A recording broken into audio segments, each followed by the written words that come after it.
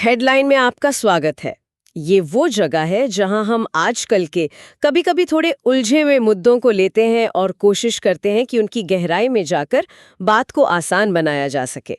मेरा नाम किरण है। बिल्कुल, और मेरा नाम शशि है।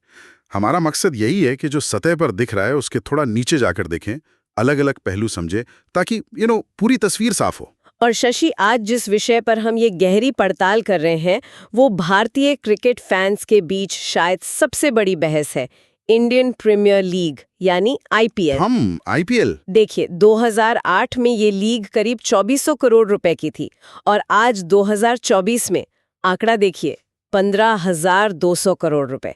क्या कमाल का सफर रहा है। हाँ, सफर तो शानदार है, इसमें कोई शक नहीं। लेकिन सवाल वही है किरण कि ये भारतीय क्रिकेट के लिए आखिर है क्या? वरदान है या कुछ और? ये सवाल और भी पेचीदा हो जाता है जब हम पिछले एक दशक को देखते हैं। मतलब 2013 के बाद से भारत में कोई भी आईसीसी ट्रॉफी नहीं जीती है। सही बात है। तो क्या ये सोचना गलत है कि कहीं आईपीएल की ये चकाचौंध, ये पैसा, ये सब भारतीय टीम की बड़ी जीत की राह में कहीं कोई रोड़ा तो नहीं बन रहा? ये बिल्कुल वाजिब सवाल है। क्या आईपीएल सिर्फ एक शानदार मनोरंजन पैकेज और कह सकते हैं पैसे बनाने की मशीन बनकर रह गया है? हाँ, या फिर ये वाकई भारतीय क्रिकेट की वो नर्सरी है, जैसा इसकी ट्रॉफी पर लिखा भी है, यत्र प्रतिभा अवसर प्राप्नोति, जहां प्रतिभा को अवसर मिलता है। चलिए आज इसी गुत्थी को सुलझाने की कोशिश करते हैं। ठीक है, तो शुरू करते हैं इसके जन्म से। साल 2007 भारत टी20 वर्ल्ड कप जीतता है। एक नया जोश था, नया फॉर्मेट, और फिर 2008 में आता है आईपीएल।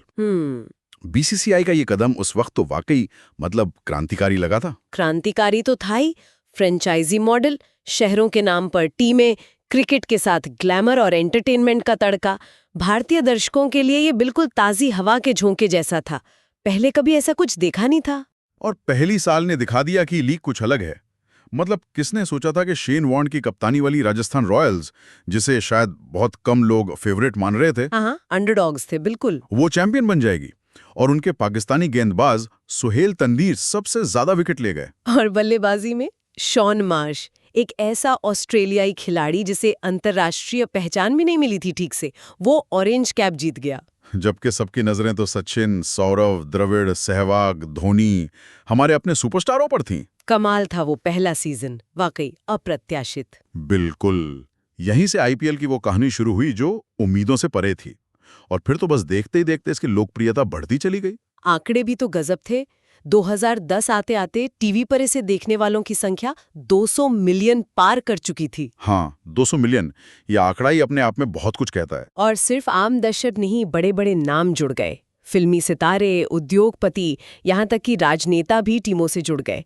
इसने आईपीएल को एक क्रिकेट टूर्नामेंट से कहीं ज्यादा बड़ा बना दिया।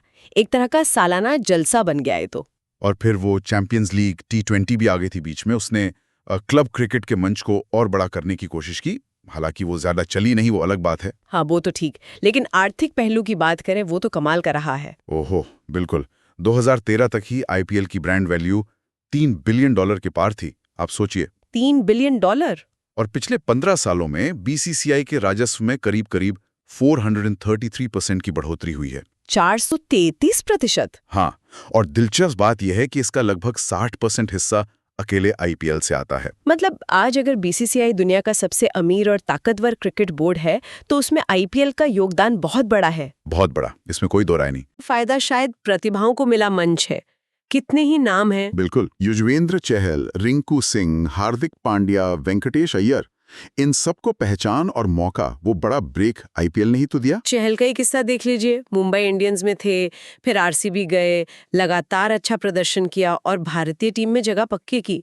बीच में बाहर हुए तो इसी साल आईपीएल में जोरदार वापसी करके टी20 विश्व कप टीम में आ गए। सही, वरना एक वक्त तो शायद वो क्रिकेट छोड़ने का भी सोच रहे थे, ऐसी खबरें थीं। हाँ बिल्कुल। और सोचिए 2008 से 2013 के बीच का वो दौर। हाँ, वो ट्रांजिशन वाला दौर। हाँ, जब हमारे कई दिग्गज खिलाड़ी रिटायर हो रहे थे, सचिन, द्रविड़, लक्ष्मण, गांगुली, सहवाग, एक पूरी पीढ़ी जा रही थी। ऐसे में नई प्रतिभाओं को सामने लाने और टीम बनाने में आईपीएल ने निश्चित रूप से बहुत मदद की। ये तो मानना पड़ेगा। बिल्कुल, प्रतिभा के साथ साथ इसने खिलाड़ियों को वो आर्थिक सुरक्षा भी दी है जो पहले इस स्तर पर कभी नहीं थी। हाँ, ये बहुत बड़ा बदलाव है। कहाँ पहले अंतर्राष्ट्रीय क्रिकेट से साल भर में शायद मतलब 50-60 लाख रुपए मिलते हैं। मुश्किल से। और कहाँ आईपीएल के सिर्फ 2 महीने के सीजन में ही खिलाड़ी करोड़ों कमाने लगे। इसने क्रिकेट को एक बेहद आकर्षक करियर बना दिया है आज की तारीख में। सिर्फ खिलाड़ी ही क्यों, coach, physio, trainer, ground staff, मतलब पूरा का पूरा क्रिकेट इकोसिस्टम आर्थिक रूप से कितना मजबूत हुआ है।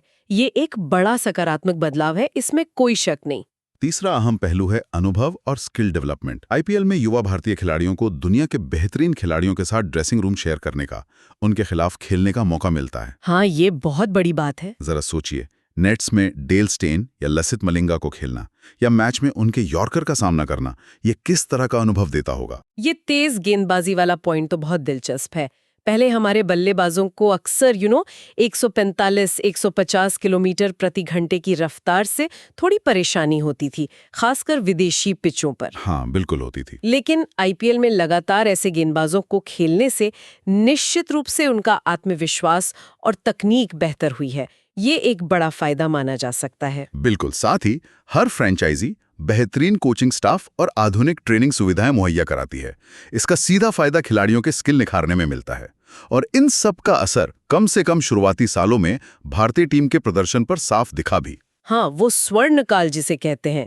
2008 से 2013 के बीच हमने 2011 का वनडे वर्ल्ड कप जीता, 2013 की चैंपियंस ट्रॉफी जीती। आंकड़े भी बताते हैं कि आईपीएल शुरू होने के बाद भारत की वनडे मैचों में जीत का प्रतिशत 48% से बढ़कर 65% तक पहुंच गया। 65%, ये काफी बड़ा उछाल है। बहुत बड़ा। टेस्ट क्रिकेट में भी यही ट्रेंड देखा। आईपीएल से पहले हमारी टेस्ट जीत दर करीब 32% थी, जो आईपीएल के बाद के एक दशक से ज्यादा समय में बढ़कर 51% हो गई। और हम टेस्ट रैंकिंग में नंबर 1 भी बने। हाँ, तो कहीं ना कहीं ये जीत की मानसिकता बनाने में सहायक रहा। शुरू में तो जरूर। और खेल की लोकप्रियता। T20 फॉर्मेट ने तो जैसे क्रिकेट को खासकर युवाओं और महिलाओं के बीच और ज्यादा पॉपुलर बना दिया। वो हाँ, बिल्कुल। मैच छोटे, फटाफट नतीजे, चौके छक्कों की बरसात, इसने नए फैंस जोड़े, खिलाड़ियों की ग्लोबल पहचान बनी, उनकी मार्केट वैल्यू आसमान छू गई। और जब लीग इतनी सफल हो, इतना पैसा आए, तो जाहिर है कि स्टेडियम, ट्रेनिंग अकेडमियां जैसी सुविधाओं में भी निवेश बढ़ता है। ये भी एक सकारात्मक पहलू है। चलिए, ये तो हो गई तारीफों की बात, सिक्के का एक चमकदार पहलू। लेकिन अब जरा उस दूसरे पहलू पर आते हैं जिसकी वजह से ये वरदान या अभिशाप वाला सवाल बार बार उठता है। जो चिंताएं हैं। हाँ, सबसे बड़ा सिरदर्द तो शायद इंटरनेशनल क्रिकेट के साथ इसका टकराव है, शेड्यूलिंग का मसला। ये वाकई एक गंभीर मुद्दा है किरण। आईपीएल के लिए जो विंडो तय की जाती है वो अक्सर अंतर्राष्ट्रीय कैलेंडर से टकराती है। नतीजा, बड़े आईसीसी टूर्नामेंट या तो आईपीएल के ठीक पहले होते हैं या फौरन बाद। और खिलाड़ियों को न तो ढंग का आराम मिल पाता है, बिल्कुल नहीं, न ही उन टूर्नामेंट्स की खास परिस्थितियों के लिए तैयारी का वक्त। इसी साल का उदाहरण ले लीजिए, T20 world cup. IPL final 26 मई को और वर्ल्ड कप शुरू 1 जून को। सिर्फ 5 दिन। क्या ये काफी है एक इतने बड़े टूर्नामेंट से पहले मानसिक और शारीरिक रूप से तैयार होने के लिए, खासकर जब आप 2 महीने इतने हाई इंटेंसिटी वाले टूर्नामेंट से निकले हों? बिल्कुल नहीं। और पिछले साल world test championship final England में आईपीएल खत्म होने के महज 9 दिन बाद था। और नतीजा क्या हुआ? हम सबने देखा, फाइनल में हार गए। हाँ, इस लगातार क्रिकेट, अलग अलग फॉर्मेट, यात्रा, इन सब से खिलाड़ी बुरी तरह थक जाते हैं। चोट लगने का खतरा भी बढ़ जाता है। और अक्सर ऐसा होता है कि किसी बड़े टूर्नामेंट से एंड पहले हमारे मुख्य खिलाड़ी या तो पूरी तरह फिट नहीं होते या फिर चोटिल होके बाहर हो जाते हैं। इससे एक और चिंता उभरती है, क्या खिलाड़ियों की प्राथमिकताएं बदल रही हैं? क्या देश के लिए खेलने से ज्यादा अहम फ्रेंचाइजी क्रिकेट हो गया है? हाँ, ये सवाल उठने लगा है। क्विंटन डीकॉक जैसे खिलाड़ी टेस्ट से जल्दी रिटायरमेंट लेकर दुनिया भर की T20 लीग खेलने पर फोकस कर रहे हैं। ये ट्रेंड क्या कहता है? हालांकि यहाँ एक दूसरा नजरिया भी देखना चाहिए। पिछले साल ऑस्ट्रेलिया के टॉप खिलाड़ी स्टार्क, कमिंस, स्मिथ ने वर्ल्ड कप की तैयारी के लिए आईपीएल नहीं खेला था। हाँ, ये एक अच्छा काउंटर पॉइंट है। और नतीजा, ऑस्ट्रेलिया वर्ल्ड कप जीत गया। तो ऐसा भी नहीं है कि हर कोई देश से ऊपर लीग को रख रहा है। शायद ये देश और वहाँ जी क्रिकेट बोर्ड की अपनी प्राथमिकताओं पर भी निर्भर करता है कि वो कैसे मैनेज करते हैं। हो सकता है, लेकिन ये चिंता तो वाजिब है कि कहीं T20 लीग की इस बाढ़ में टेस्ट और वनडे जैसे लंबे फॉर्मेट पीछे न छूट जाएं। द्विपक्षीय सीरीज देखने में अब वो पहले जैसी दिलचस्पी नहीं रही कई लोगों की। ये तो है। केविन पीटरसन जैसे पूर्व दिग्गज तो यहाँ तक कह रहे हैं कि 2026 आते आते टेस्ट क्रिकेट शायद सिर्फ भारत, इंग्लैंड और ऑस्ट्रेलिया तक ही सिमट कर रह जाएगा। ये सुनना भी अजीब लगता है। मतलब टेस्ट क्रिकेट का भविष्य चिंताजनक है। और जब राष्ट्रीय टीम के प्रदर्शन की बात आती है, खासकर बड़े टूर्नामेंट्स में, तो वो पिछले 10 साल का सूखा चुभता है बहुत ज्यादा। 2013 चैंपियंस ट्रॉफी के बाद से कोई आईसीसी खिताब नहीं। क्यों? हम लगातार नॉकआउट तक पहुंचते हैं, कभी सेमीफाइनल कभी फाइनल, लेकिन फिर हार जाते हैं। क्या इसे सिर्फ चोक करना कह सकते हैं? सिर्फ चोक करना कहना शायद थोड़ा आसान जवाब होगा। वो 2019 वर्ल्ड कप सेमीफाइनल का रन आउट या पिछले कुछ फाइनल्स की हार, कहीं ना कहीं ये सवाल उठता है कि क्या 2014 के बाद जब आईपीएल अपने पीक पर पहुंचा और हमारा आईसीसी ट्रॉफी का सूखा शुरू हुआ, इन दोनों के बीच कोई गहरा कनेक्शन है? क्या आईपीएल का हाई इंटेंसिटी फटाफट क्रिकेट हमें बड़े मैचों के दबाव को झेलने से रोक रहा है, या फिर वो तैयारी वाली बात ज्यादा बड़ी है? ये सोचने वाली बात है। 2 महीने तक सपाट पिचों पर T20 मोड में खेलने के बाद अचानक से किसी विदेशी दौरे पर टेस्ट मैच खेलना, जहां गेंद स्विंग और सीम हो रही हो, बिना खास प्रैक्टिस के, मुश्किल तो है। हाँ, ये आसान नहीं होता। क्या ये मोड स्विच करने में दिक्कत एक वजह हो सकती है? एडेप्टेशन की कमी? और फिर आईपीएल के अंदर के कुछ मसले भी हैं। जैसे टीम इंडिया के चयन में आईपीएल प्रदर्शन का कितना वजन होना चाहिए? हाँ, ये एक बड़ा मुद्दा है। अक्सर ये आरोप लगते हैं कि आईपीएल में कुछ अच्छी पारियां खेलने वाले को टेस्ट या वनडे टीम में भी चुन लिया जाता है, जबकि रणजी ट्रॉफी जैसे घरेलू टूर्नामेंट के प्रदर्शन को नजरअंदाज कर दिया जाता है। ये घरेलू क्रिकेट के महत्व को कम करता है। रणजी ट्रॉफी में रनों का अंबार लगाने वाला खिलाड़ी शायद इंतजार करता रह जाता है और आईपीएल का कोई स्टार बाजी मार ले जाता है। क्या ये सही संतुलन है? सवाल तो उठता है। और इस साल का सबसे बड़ा विवाद इम्पैक्ट प्लेयर नियम। ओहो हाँ। रोहित शर्मा, मोहम्मद सिराज जैसे सीनियर खिलाड़ियों ने खुलकर इसकी आलोचना की। रोहित ने तो इसे सबसे घटिया नियम तक कह डाला। और कहा भी क्यों ना जाए, इस नियम ने खेल का संतुलन काफी हद तक बिगाड़ा है, खासकर ऑलराउंडरों के लिए। शिवम दुबे को देखिए।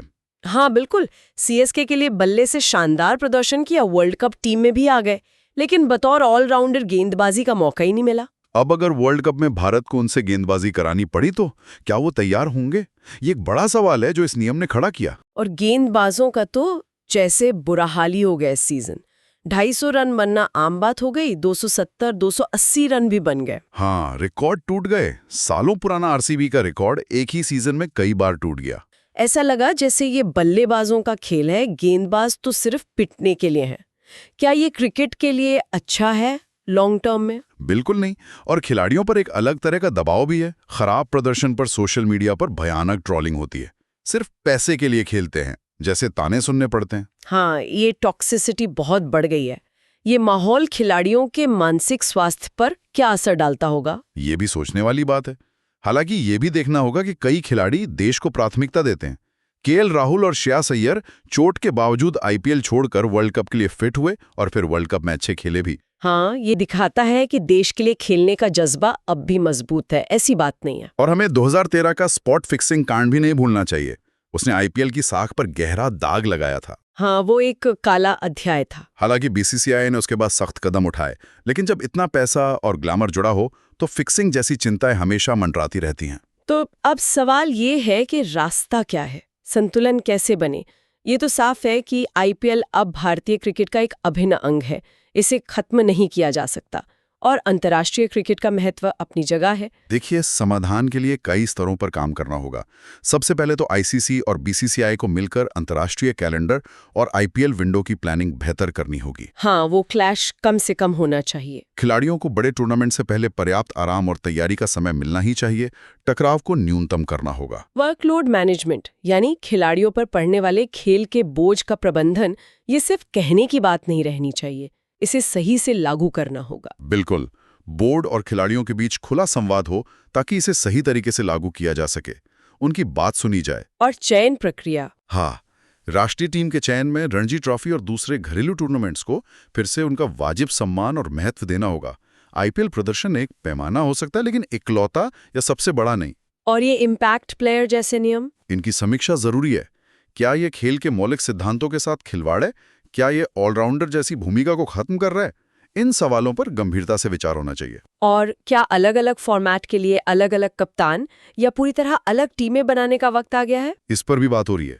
इससे विशेषज्ञता बढ़ेगी और खिलाड़ियों पर बोझ भी कम होगा। कुछ विशेषज्ञ तो मजाक में कहते हैं कि जैसे आर्मी, नेवी, एयरफोर्स अलग हैं, वैसे ही टेस्ट, वनडे, टी20 की टीमें क्यों नहीं हो सकती। हाँ, ये तो मजाक हुआ। लेकिन हाँ, टेस्ट और वनडे क्रिकेट को कैसे और ज्यादा दिलचस्प बनाया जाए, इस पर भी सोचना होगा। वर्ल्ड टेस्ट चैंपियनशिप एक अच्छी पहल है, लेकिन क्या वनडे को छोटा करके जैसे 40 ओवर का करने जैसे प्रयोग किए जा सकते हैं? ये सब बहस के मुद्दे हैं और इन पर विचार होना चाहिए। तो कुल मिलाकर बात यह है कि आईपीएल ने भारतीय क्रिकेट को बहुत कुछ दिया है। पैसा, पहचान, प्रतिभा, रोमांच। हाँ। लेकिन इसने कई चुनौतियां और सवाल भी खड़े किए हैं। खिलाड़ियों का स्वास्थ्य, अंतर्राष्ट्रीय प्रदर्शन, खेल का संतुलन। ये एक जटिल तस्वीर है, सीधी सीधी नहीं। बिल्कुल।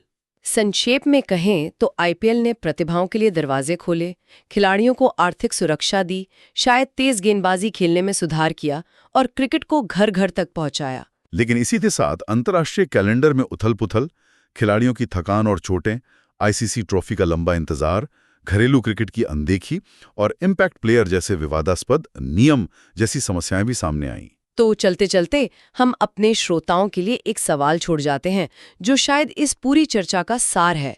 हाँ, सोचने वाली बात यह है कि क्या भविष्य में हम देखेंगे कि क्लब क्रिकेट यानी आईपीएल जैसी लीग देश के लिए खेलने पर हावी हो जाएगी?